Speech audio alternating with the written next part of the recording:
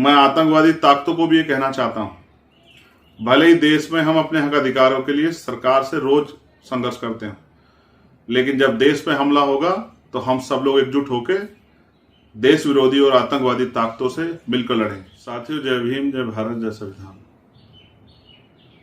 आज आपके बीच में एक महत्वपूर्ण अपील को लेकर आया। मैं इस अपील को करना अपना कर्तव्य भी मानता हूं और नैतिक जिम्मेदारी भी। साथियों, डॉक्टर बाबा साहब अम्बेडकर ने कहा था कि हम प्रथम और अंतिम भारतीय हैं। एक भारतीय होने के नाते भारत पर जो हमला हुआ है पहलगांव में, मैं उन परिवारों की पीड़ा को समझ सकता हूं जिन परिवारों ने अपनों को खोया। किसी ने अपना पिता खोया, किसी ने अपना बेटा, किसी ने पति, किसी ने अपना भाई। इस आतंकी घटना से पूरे देश के मन में, हर देशवासी के मन में व्यथा।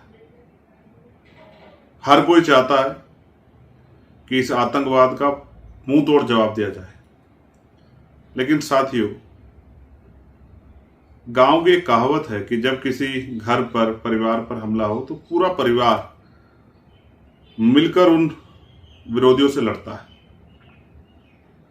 आज जब हमारे देश पर हमला हुआ है तो हमें मिलकर देश विरोधी ताकतों से लड़ना चाहिए, चाहे वो कश्मीर में बैठी हो या बाहर किसी दूसरे मुल्क में बैठी हो या फिर देश के अंदर बैठी हो। हमें उन ताकतों से लड़ना चाहिए जिन्होंने हमारे देश के साथ, उसके सम्मान के साथ, हमारे परिवार के लोगों के साथ जो इतना बड़ा हमला करने का काम किया है, हमारे खून से होली खेलने का काम किया है। लेकिन महसूस करके देखिए, मैं भी देख रहा हूं कि देश के अंदर किस तरह का माहौल है। क्या हम लोग मिलकर देश विरोधी ताकतों से, आतंकवादी ताकतों से लड़ पा रहे? धर्म के आधार पर जिस तरह का माहौल बना है, हम अपने देश में अपने भाइयों के साथ लड़ रहे हैं। मैं आपको याद दिलाना चाहता हूं, जब ये देश आजाद हुआ तो सभी धर्मों के लोगों ने इसमें बराबर का भागीदारी की। सभी धर्मों के लोगों ने इसमें बढ़ चढ़कर भागीदारी की और सभी ने अपना खून जो है देश को आजाद कराने के लिए दिया। मुस्लिम भाइयों ने भी अपनी जिम्मेदारी को बहुत मजबूती से अदा किया। प्यारे साथियों, जब हम देखते हैं कि एक बहुत बड़ी कुर्बानी देश की आजादी में मुस्लिम समाज के लोगों की है और आज हम अपने देश में मुसलमान भाइयों के साथ जिस तरह की हिंसा में शामिल हो रहे हैं, तो मेरे मन में ये खतरा पैदा होता है कि जो दूर बैठा दुश्मन है, दूर किसी देश में या देश के अंदर ही, उसने यही सोचा होगा कि किस तरह देश के अंदर आंतरिक जो है एक युद्ध छिड़ जाए, कि देश के लोग आपस में अपने आप लड़ते रहें। दुश्मन यही तो चाहता है और हम उस दुश्मन के मंसूबों को कामयाब कर रहे हैं। तो हम उसके मोहरे, उसकी टूल किट नहीं है तो क्या है? दुश्मन यही चाहता है कि हम आपस में लड़ेंगे तो हम उनसे नहीं लड़ पाएंगे। आप ये महसूस करके देखिए, अनुभव के आधार पर कह रहा हूं। मैं मानता हूं कि गुस्सा हम लोगों में है, उनमें भी नौजवानों में देश के प्रति जो हमला हुआ है उसको लेके एक बहुत बड़ा आक्रोश और गुस्सा है। लेकिन आप महसूस कीजिए कि अगर इस गुस्से का प्रकोप, इस गुस्से से हम किसी गरीब को, कमजोर को सताने का काम करेंगे, उसको नुकसान पहुंचाने का काम करेंगे, जिसका कोई दोष नहीं है इस हमले में, सिर्फ धर्म के आधार पर हम उसको चोट पहुंचाने का काम करें, उसके परिवार को नुकसान करने का काम करेंगे, तो दुश्मन के द्वारा उसका ब्रेन वॉश करना कितना आसान है।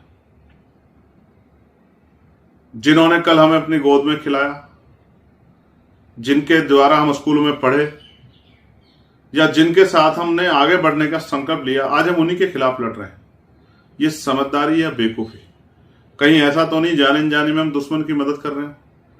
इसलिए मैं आपसे ये अपील करता हूं कि ये वो समय है कि हमें समझदारी से एकजुट होकर देश विरोधी ताकतों से, आतंकवाद से लड़ना है। मैं आतंकवादी ताकतों को भी ये कहना चाहता हूं, भले ही देश में हम अपने हक अधिकारों के लिए सरकार से रोज संघर्ष करते हैं, लेकिन जब देश पे हमला होगा तो हम सब लोग एकजुट होकर देश विरोधी और आतंकवादी ताकतों से मिलकर लड़ेंगे। ये बात मैं स्पष्ट रूप से कहना चाहता हूं, क्योंकि देश पहले, देश का सम्मान पहले। लेकिन मैं नौजवान भाइयों से अपील भी करता हूं कि दुश्मन की चाल में आके देश में अपने साथ रहने वाले भाइयों से ना लड़े और ऐसा माहौल ना बनाए कि दुश्मन बिना कुछ करे ही जीत जाए।